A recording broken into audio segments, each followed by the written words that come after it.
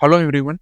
In this session, we will see how to select controls. If you recollect our earlier case control study example of steroid use and mucormycosis, the study indicated that 40% of the controls were using steroids. This translates as that every second person in the community is using steroids, and this is very highly unlikely. And hence, whenever we collect controls, the controls should represent the level of exposure as in the source population of cases. The second principle is cases and controls must come from the same source population so that they are comparable. They are similar with respect to the demographic characteristics, cultural background, socioeconomic group, and employment. The controls should be similar to the cases in all respects other than having the disease. For example, let us imagine a hypothetical village X and Y, and most people in the village consume food from an eatery. There is an outbreak of hepatitis A cases, and on investigation, most of the case patients say that they have taken food from the eatery. Where will you select the controls from? Rationally, we have to select the controls from village X and Y because they have the most likelihood of taking food from the eatery. I will not be taking the controls outside the village of X and Y in a different village or in a different state or in a different block. The underlying principle is that when controls and cases come from the same source population, they would have the same opportunity to be exposed as the cases are. It's not that both cases and controls are equally exposed, but only that they have the same opportunity for exposure. The third guiding principle should be that controls must have the theoretical possibility to develop the disease. For example, if our disease of outcome of interest is ovarian cancer, we cannot have men as a controls for the case patients. Also, individuals who are immune to infectious disease cannot be considered as controls. The next principle for selecting controls is control should be able to be recruited among cases if they were to develop the disease. One, the control can develop the disease and the control can then be recruited as cases in the same case control study.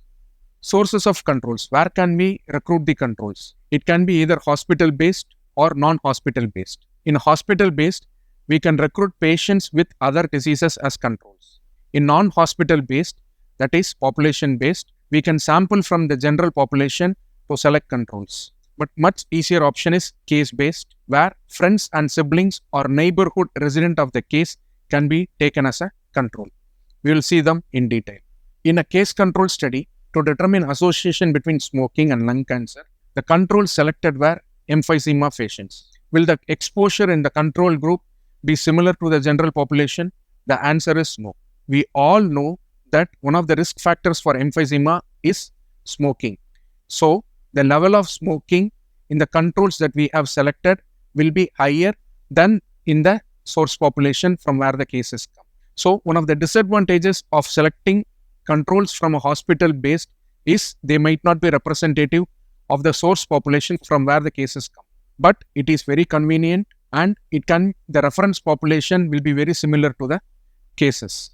That is, the cases will come from the same study base. Also, the quality of information will be similar for both cases and also for controls. If you use population-based methods to recruit controls, it will be a truly representative samples. We can recruit from household list, voting list, and telephone directories. However, such strategies will be highly resource intensive and will require more time, money, and energy. And case-based selection of controls is mostly used in real practice. It can be either neighborhood or friends or from siblings. Neighborhood, we select a control in the same resident area where the case lives. For example, case lives in the village X. Controls are selected from the village X near the case household. Such a door-to-door approach to select cases is ideal, but can be very challenging in developed countries. Selecting friends and siblings as a controls is very inexpensive and can be really quick and easy. Other advantages, it has the ability to match on the number of variables that are associated with neighborhood and friendship, but also can introduce selection bias related to the exposure and can result in overmatching. Remember, smoking cases nominate smoking friends. Next question is, what should be the ratio of cases to controls? does not need to be always 1:1. It is flexible and need to be addressed as a part of sample size estimation. What is the relevance of recruiting multiple controls per case? Multiple controls per case can increase statistical power. When the number of cases available for including in a case control study is limited, we can increase the sample size and therefore power by increasing the number of controls. But however, the increase in statistical power has a plateau effect after 4 controls per case. How to deal with imperfect control groups? Always examine the limitations of your control group with respect to the age criteria that was discussed earlier. Always assess the limitations, how it will affect the odds ratio, either towards the unity or it would be away from 1. Interpret your results in light of these limitations. Recruiting true control groups is an option to deal with imperfect control groups. In summary, when you select controls, it should come from the same source population as that of cases, should be exposed as the same way as the source population as that of the cases, can develop the disease the same way as that of the cases. Controls could have been identified as cases in the same way and also have identical exposure windows. We will see what is the exposure windows in the upcoming video.